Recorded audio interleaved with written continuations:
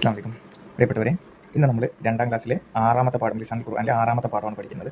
പൊതുവെ ലിസാനുൽ ഖുർആൻ എന്ന് പറയുമ്പോൾ വലിയൊരു ഭയത്തിൻ്റെ ഒരു പ്രതീകമായിട്ടാണ് പലപ്പോഴും നമ്മൾ ലിസാനെ കാണാറുള്ളത്. എന്നാൽ ചെറിയ ചെറിയ ടിപ്സുകൾ നമ്മൾ പഠിച്ചു വെച്ചാൽ ലൈഫിൽ നമുക്കത് ഉപകാരമാവും എന്ന് മാത്രമല്ല, ലിസാനുൽ ഖുർആൻ പഠനം നമുക്ക് എളുപ്പമാവുകയും ചെയ്യും. അപ്പോൾ അതിനുള്ള ഒരു ഹേതുവാണ് ഇന്ന് നമ്മൾ പഠിക്കുന്ന പാഠം. ഇവിടെ നമ്മൾ ഇംഗ്ലീഷിൽ പ്രിപ്പോസിഷൻ എന്ന് പറഞ്ഞിട്ട് ഒരു എലമെൻറ്റ് പഠിക്കുന്നുണ്ട്. നമ്മൾ ഭാവിയിൽ പഠിക്കും, അല്ലെങ്കിൽ ഇപ്പോൾ പഠിച്ചുകൊണ്ടിരിക്കുന്നുണ്ടാവും. പ്രിപ്പോസിഷൻസ് എന്ന് പറഞ്ഞാൽ ഇപ്പോൾ നമ്മൾ മേശയുടെ മുകളിൽ അല്ലെങ്കിൽ മരത്തിൻ്റെ, നമ്മൾ പറയുന്നത് കിളി മരത്തിൻ്റെ മുകളിലുള്ളത്, കിളിക്കൂട് എവിടെ, അത് മരത്തിൻ്റെ മുകളിലാണ്. അല്ലെങ്കിൽ ക്ലോക്ക് എവിടെ, അത് ചുമരിലാണ്. പേന എവിടെ, അത് ബാഗിലാണ് എന്നൊക്കെ പറയാൻ, അങ്ങനെ അത്തരത്തിൽ പറയാൻ ഉപയോഗിക്കുന്ന വാചകങ്ങൾ, അതാണ് നമ്മൾ ഈ പാഠത്തിൽ പഠിക്കുന്നത്. 2 അത്തരം വാചകങ്ങളാണ് നമുക്കിതിൽ പഠിക്കാനുള്ളത്. നമ്മുടെ നിത്യജീവിതത്തിൽ ഏറ്റവും പ്രധാനപ്പെട്ട 2 വാചകങ്ങളാണ്. ഒന്ന് ഫി, 2 അല. നമ്മളെപ്പോഴും പറയുന്നതാണ് എന്ത്, ഇൽ എന്നുള്ള അർത്ഥം വരുന്നതാണ് ഫി. എന്തോ ഒരു സാധനത്തിൽ എന്നുള്ള ഇൻ എന്നുള്ള ഇംഗ്ലീഷിലെ ഇന്നിൻ്റെ മീനിങ് ആണ് ഫി. എന്തോ ഒന്നിൻ്റെ ഉള്ളിലാണെന്ന് പറയാൻ പറയുന്നത്, അല്ലെങ്കിൽ എന്തോ ഒന്നിലാണ്. ഇപ്പോൾ പെന്ന് പോക്കറ്റിലാണ്, അല്ലെങ്കിൽ പുസ്തകം ബാഗിലാണ്, ഒക്കെ ഒരു ഇൻ എന്നുള്ളൊരു അർത്ഥം വരുന്നതാണ്. അടുത്തത് അലയാണ്. അല എന്ന് പറഞ്ഞാൽ ഓൺ ആണ്. പുസ്തകം ടേബിളിൻ്റെ മുകളിലാണ്, അല്ലെങ്കിൽ പിന്നെ തൊപ്പി തലയിലാണ് എന്നൊക്കെ പറയാൻ വേണ്ടിയിട്ടാണ് നമ്മൾ അല യൂസ് ചെയ്യുന്നത്. അപ്പോൾ ഈ 2 വാചകങ്ങളാണ് പഠിക്കാനുള്ളത്. നമുക്ക് പെട്ടെന്ന് പാഠത്തിലേക്ക് കിടക്കാം.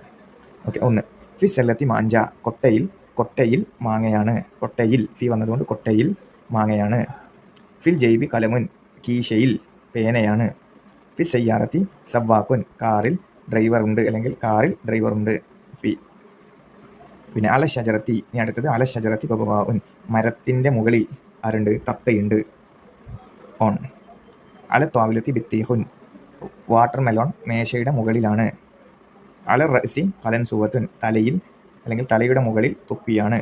ഓക്കെ, തലയുടെ മുകളിൽ തൊപ്പിയാണ്.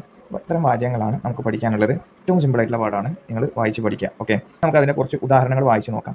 ഫി ബൈത്തി ദറാജത്തുൻ. ബൈത്ത് ദറാജത്ത് എന്ന് പറഞ്ഞാൽ വീടും ബൈക്കും ആയിട്ടേ ഉള്ളൂ. പക്ഷേ വീട്ടിൽ ബൈക്ക് ഉണ്ടെന്ന് പറയണേ നമുക്ക് എന്ത് കൊടുക്കണം, ഈ ഫി തുടക്കത്തിൽ ഇട്ട് കൊടുക്കണം.